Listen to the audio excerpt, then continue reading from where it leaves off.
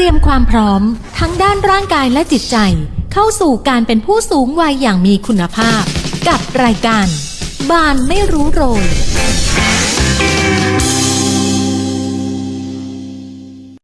สวัสดีค่ะสวัสดีคุณผู้ฟังที่รักทุกท่านนะคะแล้วก็สวัสดีแฟนๆรายการที่ติดตามรับฟังทางแฟนเพจ Facebook สวทลำปางกรมประชาสัมพันธ์นะคะต้อนรับทุกท่านเข้าสู่ช่วงเวลาของรายการบานไม่รู้โรยนะคะสวทลำปาง FM 97 MHz ค่ะครึ่งชั่วโมงโดยประมาณที่เราจะได้บอกเล่าเรื่องราวนะคะที่เกิดขึ้นในสังคมไทยณเวลานี้นั่นก็คือตอนนี้เราก้าวเข้าสู่สังคมผู้สูงวัย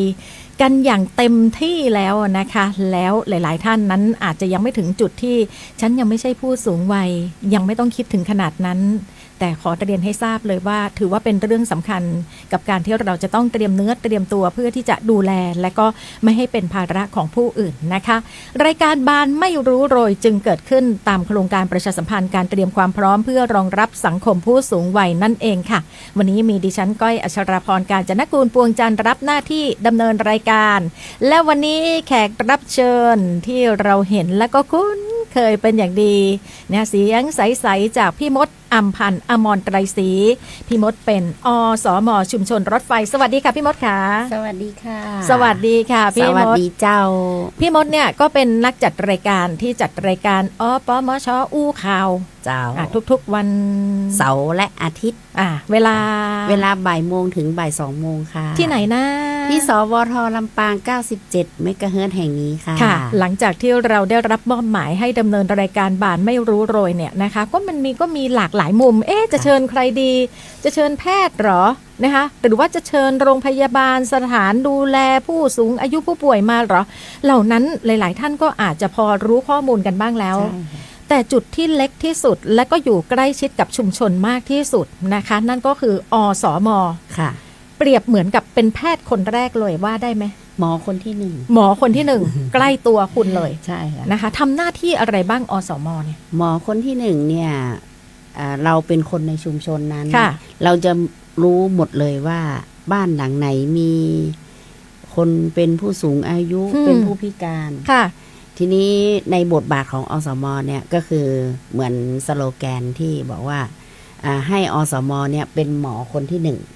หมอคนที่หนึ่งจะใกล้ชิดกับผู้ป่วยคือคนในชุมชนคนไม่ป่วยก็ใกล้ชิดมีปัญหาทุกอย่างตั้งแต่เกิดจนถึงไปสวรรค์เนี่ยก็อสม.ทั้งนั้นนะคะค่ะซึ่งอสม.นี้ก็ขอถามจริงๆเหอะว่าเขาดูแลผู้ป่วยหรือว่าดูแลลูกบ้านอย่างไรจำนวนเท่าไหร่เพียงพอไหมหนึ่งชุมชนมีกี่คนอะไรอย่างเงี้ยค่ะอันนี้ขึ้นอยู่กับสัดส่วนของการที่ทางอย่างพี่มดเนี่ยขึ้นกับเทศบาลนครลำปางในพื้นที่เทศบาลนครลำปางเนี่ยเราก็จะมีทั้งหมดเมื่อก่อนเนี่ย43เดี๋ยวนี้เป็น86ชุมชนจากชุมชนต่างๆที่เราเกิดขึ้นเนี่ยในการรับผิดชอบของอสม.ก็คืออสม.1คนรับผิดชอบ15ถึง20หลังคาเรือนเยอะไหมในความรู้สึกของเขตเมืองเรานี่มันก็ทำได้แบบสบายๆเพราะว่าพื้นที่เรามันติดกันบ้านหลังคาเรือนติดกันไม่เหมือนแบบรอบนอกเนาะที่เขาพื้นที่กว้างแล้วการแบ่งสัดส่วนน่ะเลือกเอาเลยไหมฉันจะดูแล1 2 3บ้านคนนั้นคนนี้ใช่เลือกเอาเลยที่เราสามารถมีปฏิสัมพันธ์กับคนในครอบครัวนั้นบางบ้านเนี่ยเขาสามารถดูแลตัวเองได้เนี่ยอสม.ก็ไม่มีส่วนที่ว่าจะไปยุ่งอะไรกับเขาก็สบายยิ่งยุคนี้กลัวเนาะพวกมิจฉาชีพพวกอะไรอสม.จึงเป็นจุดหนึ่งที่ว่าจะเกิดความไว้เนื้อเชื่อใจกับพี่น้องชาวบ้านเป็นคนคุ้นเคยที่เรารู้จักกันดีอยู่แล้วนะคะมาถึงในช่วงนี้ที่เชิญพี่มดมาเราคุยกันถึงเรื่องของการดูแลนะคะแน่นอนค่ะที่เราดูแลเนี่ยอาจจะไม่ได้หมายความว่าจะต้องเป็นผู้ป่วยผู้สูงอายุเท่านั้นหมายถึงลูกบ้านทุกคนในชุมชนใน15ถึง20ครอบครัวเนี่ยอาจจะมีสักกี่ครอบครัวล่ะที่เป็นกลุ่มผู้ป่วยติดเตียงผู้ติดบ้านและก็ติดสังคมเดี๋ยวเนี่ยเราจะคุยกัน3ประเด็นนี้กิจกรรมสำหรับผู้สูงอายุ3กลุ่มนะคะติดเตียงนี่คือชอบที่จะนอนเตียงหรือยังไงติดเตียงนี่คือไม่สามารถที่จะช่วยเหลือตัวเองได้นอนอย่างเดียวและต้องให้คนอื่นเนี่ยช่วย ช่วยดูแล ค่ะ เขาเรียกว่าภาวะพึ่งพิง ม ต้องพึ่งคนอื่น ค่ะ แต่ถ้าติดบ้านเนี่ยบางคนไม่ป่วยไม่ได้เป็นไรแต่ไม่ชอบออกบ้านไปไหน อ๋อ ผู้สูงอายุ ค่ะ ชอบอยู่แต่บ้านชอบ คือ ทำงานบ้าน ต้องคิดถึงอย่างเรามีผู้สูงอายุ ค่ะ มีคุณพ่อคุณแม่ ลูกอยากจะไปเที่ยวไปเถอะไปทะเลเถอะ ค่ะ มาไป มาไป ห่วงบ้าน ถ้าบังคับไปนี่ก็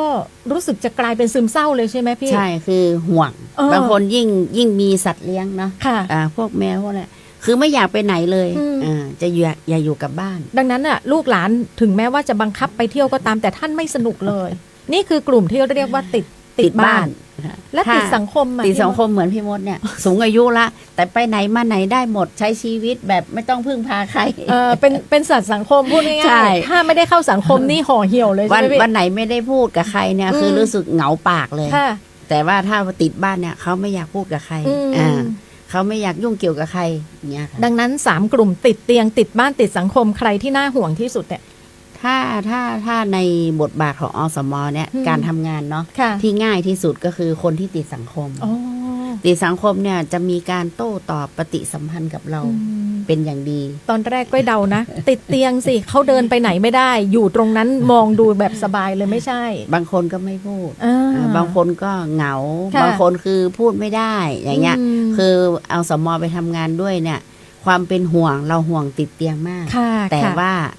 การมีปฏิสัมพันธ์ทำงานเป็นทำให้เราสนุกสนานเนาะ อืม ทำให้เรามี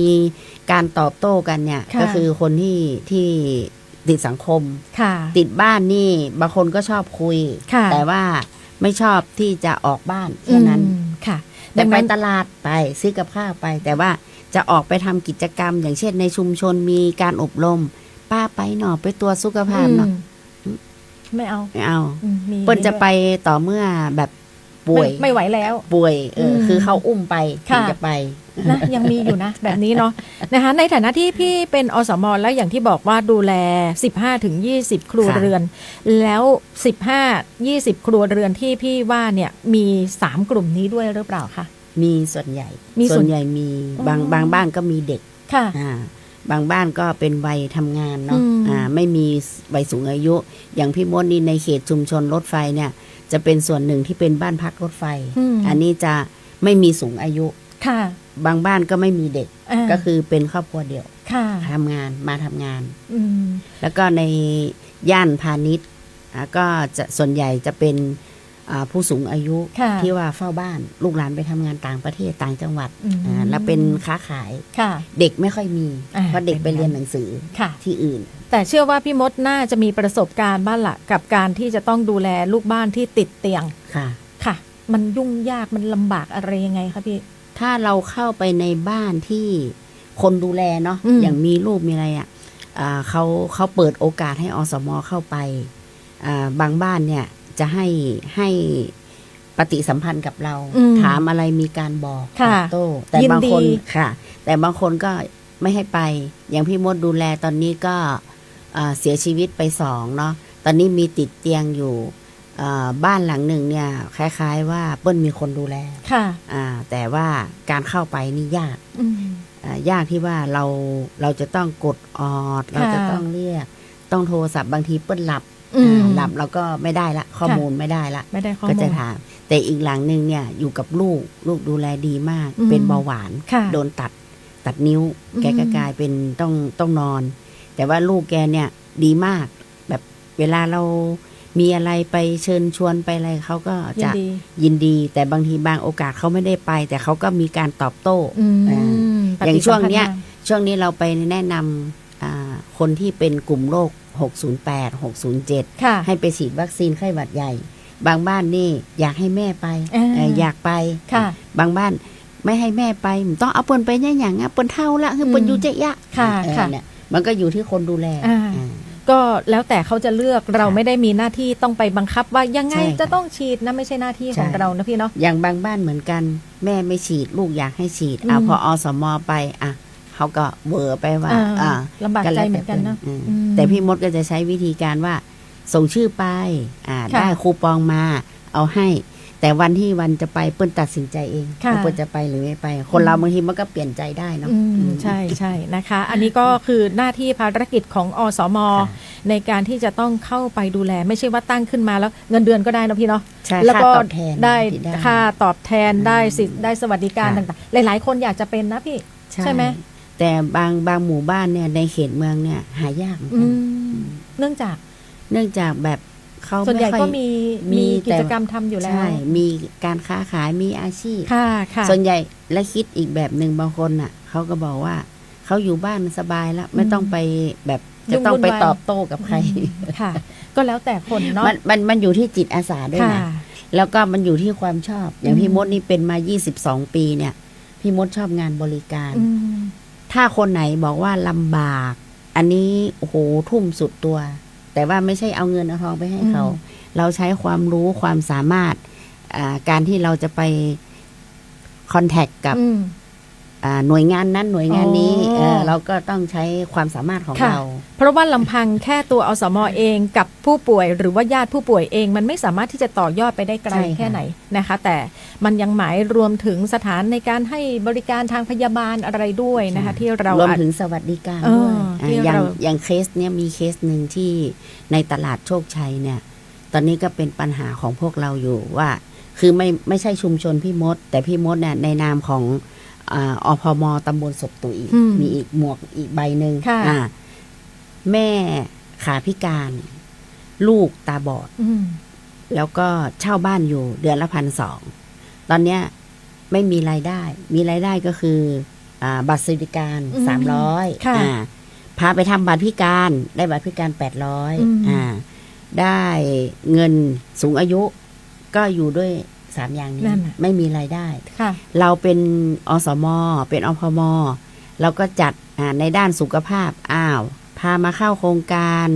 รับผ้าอ้อมจากสปสช.จัดสวัสดิการพม.โทร1300เพื่อขอการช่วยเหลือไปขอข้าวสารอาหารแห้งวัดดำรงธรรมบริจาควัดศรีรองเมืองบริจาคอันนี้คือเราไม่ได้ทำแบบว่าต้องแบกภาระเขาเราไปปลดทุกข์ให้เขาไปชี้แนะแนวทางว่าเขาทำไม่ได้เราทำให้เขาแต่ไม่ได้ทำทุกวันในบางกรณีที่ว่าเราจำเป็นต้องทำให้เขาส่วนหนึ่งนะคะและกลับมาที่เรื่องของการติดเตียงนะคะติดเตียงนี่มีการดูแลยังไงเป็นพิเศษใช่มีลูกมีหลานดูแลอย่างที่พี่มดบอกว่าบางคนก็ยินดีให้เราไปชี้แนะบางคนก็ไม่ได้ต้องการเลยอย่างเงี้ยค่ะแต่สำหรับคนที่เขายินดีเนี่ยพี่มดเข้าไปดูแลอย่างไรบ้างไปอาทิตย์นึงเราก็นัดกันว่าพรุ่งนี้น้องจะมาเนอะก็เอาเครื่องวัดความดันไปบริการวัดความดันถ้าเขามีเครื่องอยู่แล้วก็สอนเขาว่าต้องทำอย่างนี้อย่างนี้ถ้าทำไม่ได้เราก็ทำให้เขาอาทิตย์ละครั้งตอนนี้นะป้าจะต้องจังน้ำหนักนะหู้ก็น้ำหนักตัวใดมีเครื่องชั่งน้ำหนักไปประเมินกินอาหารแบบไหนเราก็บอกให้ลูกเขาว่าเขาเป็นผู้ป่วยติดเตียงเนาะอาหารอ่อนแล้วก็กินเนี่ยไม่ต้องเร่งไม่ต้องรีบกินส่วนใหญ่นะคนดูแลเนี่ยบางทีมันก็ขึ้นอยู่คนดูแลนะอสม.นี่เป็นองค์ประกอบเนาะคนดูแลเนี่ยลูกเนี่ยผู้สูงอายุบางคนเขาชอบคุยชอบบางคนชอบคุยชอบร้องเพลงชอบกิจกรรม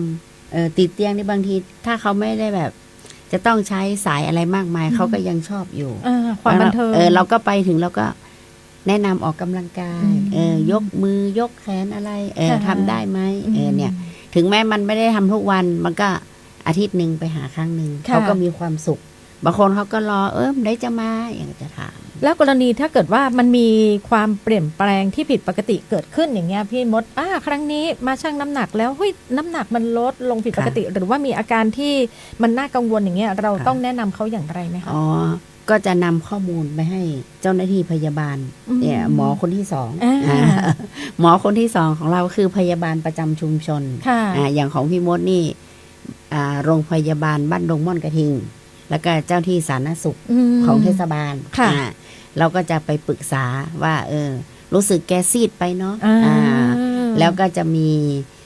ให้แกพาไปหาหมอลูกพาไปเนาะ ไปเจาะเลือดว่ามีซีดไหมมีโลหิตจางไหมบางคนเวียนหัวน้ำหนักลดเนี่ยกินข้าวไม่ได้ไม่รู้เป็นอะไรกินแล้วอ้วกเนี่ยอันนี้เราก็ต้องไปปรึกษาหมอคนที่สองหมอคนที่สองนี่จะลงเยี่ยมแล้วก็ได้ข้อมูลอะไรต่างๆเนาะกันนี้ก็จะมาบริการเจาะเลือดละถ้าไปไม่ได้ก็มาเจาะที่บ้านถ้าไปได้ลูกหลานพาไปสามารถนี่ได้ก็นัดเขาจะล็อกเวลาว่าจะมาเจาะเลือดกี่โมงพบคุณหมอกี่โมงถือว่าเป็นการอำนวยความสะดวกให้กับผู้ป่วยนะคะกรณีที่เป็นผู้ป่วยติดเตียงติดบ้านเนี่ยเขาจะไปลำบากบางทีแข้งขาไม่ดีเนาะสรีระนั่งนานไม่ได้เนี่ยเรานี่แหละเป็นผู้ที่รู้ดีที่สุดมีความผิดปกติอย่างไรก็เริ่มต้นก็จะแจ้งหมอคนที่สองเลยว่าเปิ้นจะอี้นะเปิ้นน่ะมาได้นะค่ะอันนี้คือกลุ่มของผู้ป่วยติดเตียงที่พี่มดได้อธิบายไปเมื่อสักครู่ก็คือผู้ที่ไม่สามารถลุกขึ้นจากเตียงได้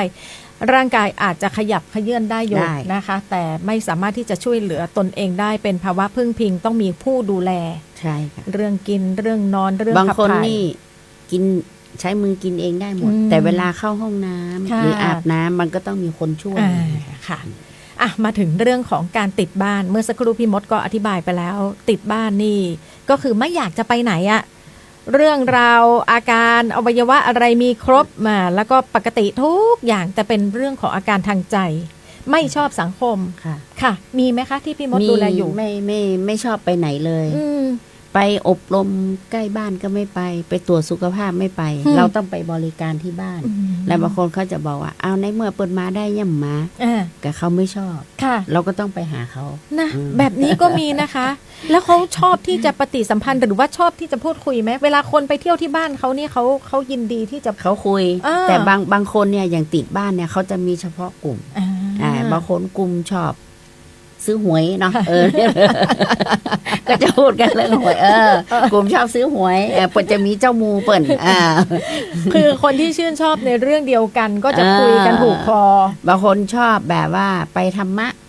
อู้กันเรื่องวัดปกติจะมีกลุ่มบางทีเราเข้าไม่ถึงเราต้องไปเจาะหากลุ่มคนนั้นก่อนเพื่อให้คนเนี้ยพาเราไปหากลุ่มเขานะดังนั้นก็จะต้องมีวิธีการให้เข้าให้ถึงเนาะต้องยอมรับนะผู้ป่วยติดบ้านเป็นอาการทางใจนะไม่ใช่อาการทางกายดังนั้นหน้าที่ของอสม.ก็คือจะต้องดูบริบทว่าควรจะต้องเข้าหาเขาทางไหนบางท่านบอกว่าก็ไม่ต้องไปสนใจสิถ้าเกิดว่าเขาไม่เปิดใจให้เรามันไม่ใช่มันบางคนชอบคุยพี่มดก็จะคุยกับเขาฟังเขาคนสูงอายุเนี่ยคือบางคนเขาอยู่คนเดียวไปถึงนี่เปิ้นรัวเขาอย่างนี้เขาก็ต้องฟังเรื่องเปิ้นอย่าเพิ่งไปแทรกเลยนะได้ถ้าฟังไปแล้วสักแป๊บหนึ่งถ้าเราเสริมตรงไหนได้แต่จะไปดักคอนะถ้าดักคอนี่บ่ฟังละบ่อูละแล้วไม่อยากจะคุยต่อไปด้วยนี่คือประสบการณ์นะถ้าแกชอบอันไหนให้แกพูดไปพูดไปเราก็ยอเขาซะหน่อยเหมือนกับเป็นผู้ฟังที่ดี ให้เขาได้ปลดปล่อยเพราะว่าเขาติดบ้านการที่เขาจะไปเข้าสังคมเนี่ยมันก็ไม่ใช่ละนะคะดังนั้นเวลามีใครมาเปิดใจพูดกับเขาเราไม่ต้องโต้ตอบอะไรมากแค่ฟังนะคะแต่บางคนก็ต้องการให้โต้ตอบอยู่เหมือนกันใช่แต่ก็ต้องดูแนวทางเนาะดูก่อนว่าเราจะแทรกเข้าตรงไหนได้ต้องดูจังหวะก่อนแล้วมียายนั่นคนหนึ่งชุมชนบ้านดงชัยอันนี้อยู่ไม่ได้เขตรับผิดชอบพี่มดแต่ว่าแกมีปัญหาด้านอื่นๆเนาะพี่มดก็เลยไปแกฟังวิทยุสวทเป็นหลักเนี่ยอยากจะให้ไปยายวอนยายวอนบอกว่าน้องมดวางนี่วิทยุรู้นี่นะแล้วแกทำยังไงแกก็เอามือถือของแกน่ะมาเปิดช่อง97ค่ะแล้วแกก็ฟังได้ทั้งวันน่ะค่ะแกเป็นขาพิการเพราะว่าแกเป็นโรคหลอดเลือดดำอุดตันที่ขาแกตัดบนเนินหัวเข่าเลยแล้วก็อยากได้วินแชร์พี่มดก็ประสานหน่วยงานอื่นให้ของหลวงไม่มีใช่ไหมไปเอาภาคเอกชนมาเอาข้าวสารอาหารแห้งไปให้เปิดแกอู้เรื่องวิทยุเขาก็อู้วิทยุแกก็พอใจค่ะเนี่ยเนาะก็เหมือนกับบอกแล้วว่าอสม.ไม่ใช่ว่ามีแค่ตำแหน่งแล้วก็ลอยไปลอยมาคนนั้นไม่สนใจฉันก็ไม่ต้องสนใจเขาแต่จริงๆแล้วไม่ใช่มันเป็นหน้าที่ที่จะต้องรับผิดชอบต้องเข้าถึงให้ได้ถึงแม้เราจะรู้ว่าคนนั้นไม่ชอบเรา แต่พี่มดก็ไม่สน ค่ะ ก็จะไป ค่ะ ป้าเจาะเลือดเบาหวานก็เดี๋ยวมาเจาะเปิ้นก็พอใจละ ค่ะ ที่เปิ้นว่าให้เรานะมันอาจจะเป็นแบบบางอารมณ์เปิ้น ใช่ใช่ใช่เนาะ ถึ ต้อง ง เข้า แม้ ใจเนาะ ใช่อสมจะไม่ไปทะเลาะกับชาวบ้าน ชาวบ้านจะว่าอะไรให้เราต้องเอาหูทวนลม ค่ะ เราไม่ทะเลาะ นะอันนี้ต้องมีการอบรมมาไหมพี่ อบรมเรื่องของการที่ว่าเราจะไปปฏิสัมพันธ์กับ ค่ะ พี่น้องชาวบ้านเนี่ย ค่ะ คือเวลาค่อนข้างมีน้อย ค่ะ ในตอนนี้นะคะ เดี๋ยวเราพูดถึงเรื่องของติดสังคม ค่ะ ติดสังคมนี่มันเหมือนกับเป็นคนร่าเริงเบิกบานอยู่ตลอดเวลาไม่น่าจะมีปัญหาอะไร แต่ ใช่ พี่มดก็ว่ามันต้องมีปัญหาบ้างแหละ มีบางทีแบบด้วยสรีระเนาะ อ๋อบ างทีแข้งขาไม่ดี อ๋อ เนี่ยแข้งขาไม่ดีหรือว่าการเดินทาง ไม่ค่อยสะดวกละ แต่ ไม่ ก็ สะดว ยังอยากจะไป อยากจะไป เออ บางคนอยากไปเขาชวนไปไหนไปหมดไปหมด บางทีลูกไม่ไปส่งก็งอนทีนี้เขาก็จะหากลุ่มไปละ ค่ะ อย่างตอนนี้มีออกกำลังกายเนาะอย่างสโมสรผู้สูงอายุเทศบาลนครลำปางเนี่ยท่านอาจารย์เพ็ญศรีกับอาจารย์แม่เนี่ยท่านก็จะมีดนตรีมีออกกำลังกาย ค่ะ ถ้าคนไหนไปได้ไป เพราะว่าจะต้องมีการขึ้นบันไดไปมันไม่มีลิฟต์เนาะ ค่ะ ที่มูลนิธิชัยพัฒนา อืม แต่ทุกคนเวลาจัดกิจกรรมเต็ม อืม แล้วก็ห่อข้าวไปกินกันด้วย ค่ะ อย่างเงี้ย อันนี้ก็ถือว่าเป็นการที่จะร เนี่ วย ม เนี่ยคือติดสังคม เออ อย่างป้าคนหนึ่งใครชื่อป้าเตียง แกอยู่ชุมชนตอกโรงไฟฟ้าเนี่ย สามีเสียชีวิต แกเป็นซึมเศร้าไปเลย โอ้ย แล้วพี่มดจากแกเคยติดสังคม พอสามีเสียชีวิต แกเศร้าพี่มดก็กลับไปหาแก บอกว่าบัดดีเศร้าอยู่ที่บ้านนะกลับไปร่วมกลุ่มเหมือนเดิม อืม แกก็ขี่รถไม่ได้เนาะแกก็งั้น ค่ะ แกก็จะไป แกก็ฝืนไป เดี๋ยวนี้เป็นช่างฟ้อนละ กลับมาฟ้อนกลับมาอะไร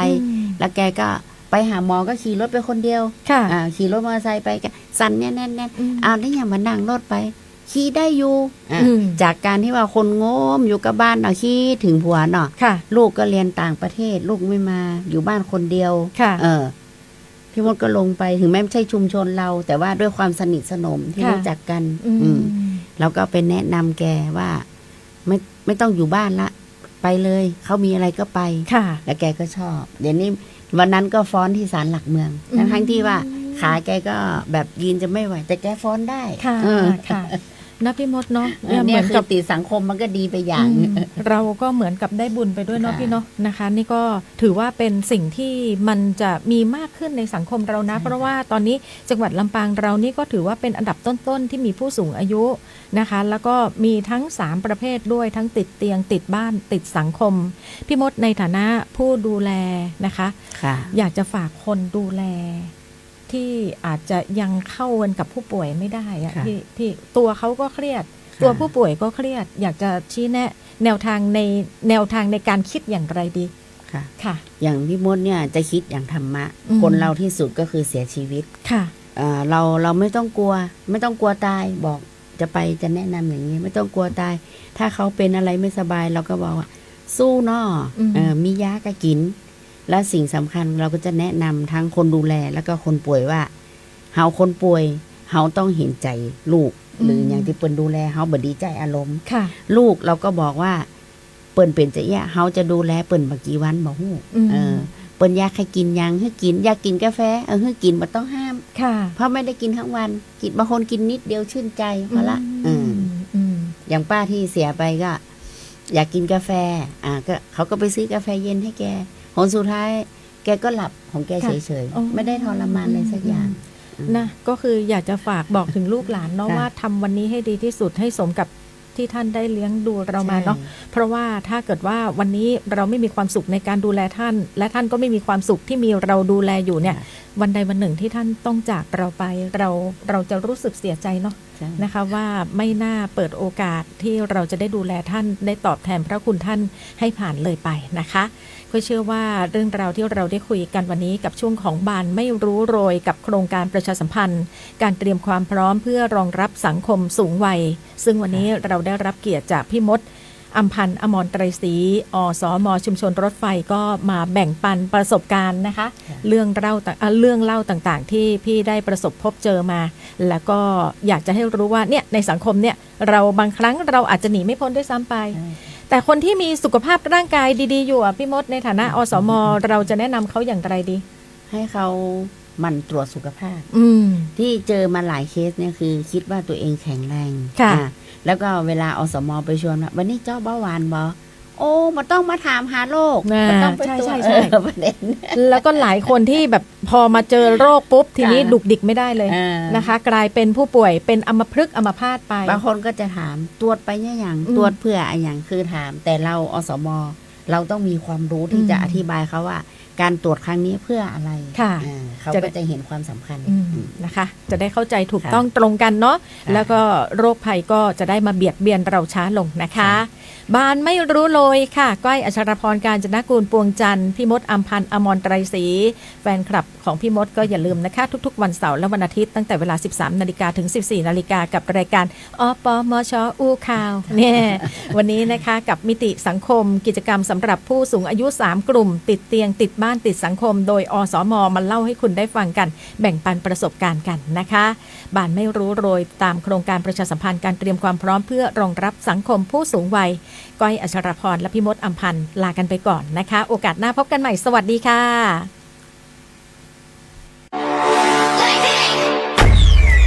เตรียมความพร้อมทั้งด้านร่างกายและจิตใจเข้าสู่การเป็นผู้สูงวัยอย่างมีคุณภาพกับรายการบานไม่รู้โรย